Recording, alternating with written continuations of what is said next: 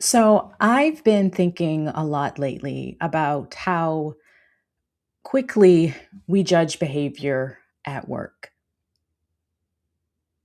but we don't truly understand the pressure behind it. We leadership looks at employees as being disengaged. Employees look at leadership as being disconnected. And departments they start to blame each other for all of the problems and all of the challenges that they may be experiencing. And then you have coworkers that are interpreting it as being a bad attitude or maybe even having a bad day. And there's a surprising amount of disengagement that comes from people feeling consistently misunderstood or mistranslated, even when they're trying to bring value into the workplace, but feeling like they quite aren't able to do that. Typically, what is missing in these cases is understanding that we all have lives outside of what we do on a normal everyday basis.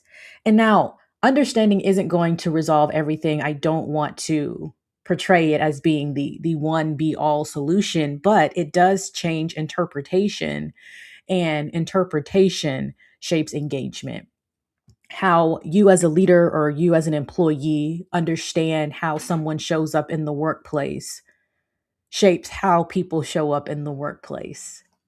And so we have these opportunities or these times where perhaps you see a quiet employee and you label them as being disengaged, or you have a leader who is lacking in responding to emails and then you label them as not caring. We have a manager or a frontline frustration that happens whenever there is a miscommunication, and maybe that's labeled as a negative attitude. Hard leadership decisions are dismissed as being out of touch, and we are missing the workplace systems lens. We are missing the piece of the puzzle in understanding how and why people show up in the workplace. And it's a habit. We have a habit of judging how someone shows up in the workplace without understanding any of the background that goes along with it. In my many years, say 20, almost now 20 years, and working across industries as a military spouse, I've seen something that is very consistent, and that is I've seen where people show up, employees, teammates show up one way and work and expecting it to be interpreted a certain way, expecting it to be interpreted as valuable, as useful, but then it's not interpreted that way. And I've had conversations with leaders who they're saying, this is how I want to be perceived as a leader. This is how I want to show up. But it is also being misinterpreted and it is not being seen as that way.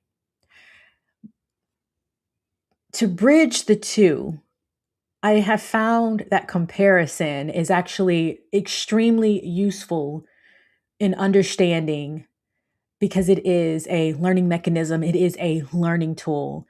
When we compare roles, when we compare experiences at work, it allows us the opportunity to see things from a different angle, to see things from a different perspective, to see the blind spots, to see competing pressures that influence how we show up in the workplace.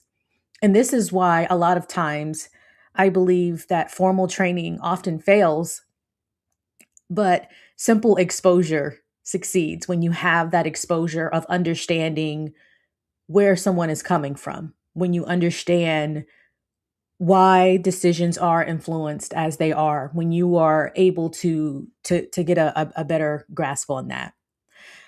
And helping departments, whether cross functionally or internally, helping those departments to be able to address those challenges because they realize that, okay, this is affecting the front line in this way. This is affecting leadership in this way. Perhaps this is why they are showing up.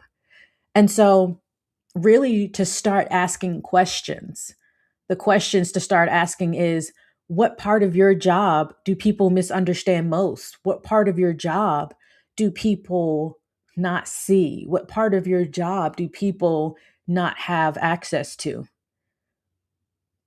Because we are able, everyone on the team, from the C suite to entry level position, we are able to work so much more effectively when we understand how each other shows up in the workplace.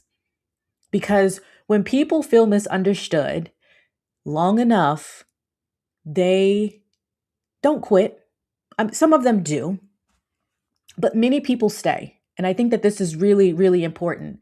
Many people stay. And if you are an employee in that situation, in that type of environment, you may have invested, but you don't feel like your value is seen. And what typically happens in those cases? Perhaps you withdraw your energy. Perhaps you stop sharing your ideas. You stop raising your hand. You don't share your best ideas. You lower your initiatives. And it's not because you don't care, but it's because you've already seen the patterns of what happens whenever you do share those thoughts and perspectives. And you don't gotta raise your hand or comment that you know what that means, because I know I'm speaking to somebody who has experienced that. And if you're the leader of that team that is withdrawing, you are experiencing the active costs of execution speed. You are experiencing the cost of lack of productivity.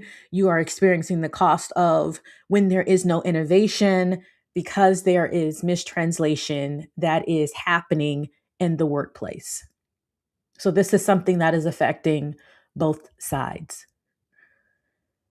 So I want you to write this down. Disengagement isn't always rebellion. Sometimes it's adaptation.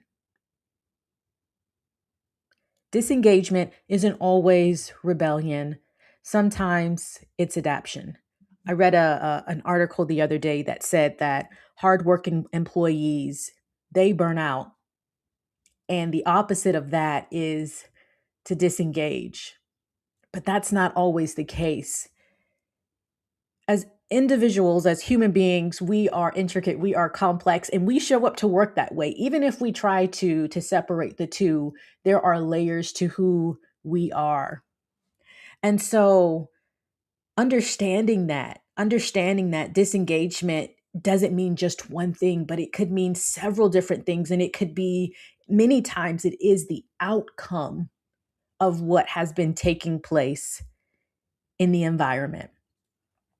And to acknowledge that is one of the first of many steps that is going to help increase that engagement.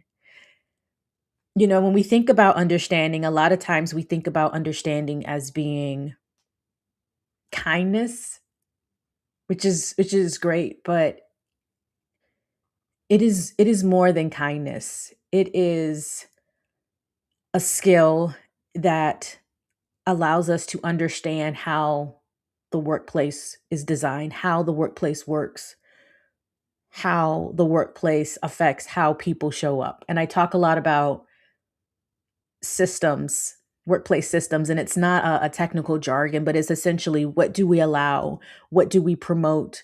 What do we reward? What do we incentivize? What do we constrain? All of those different things together.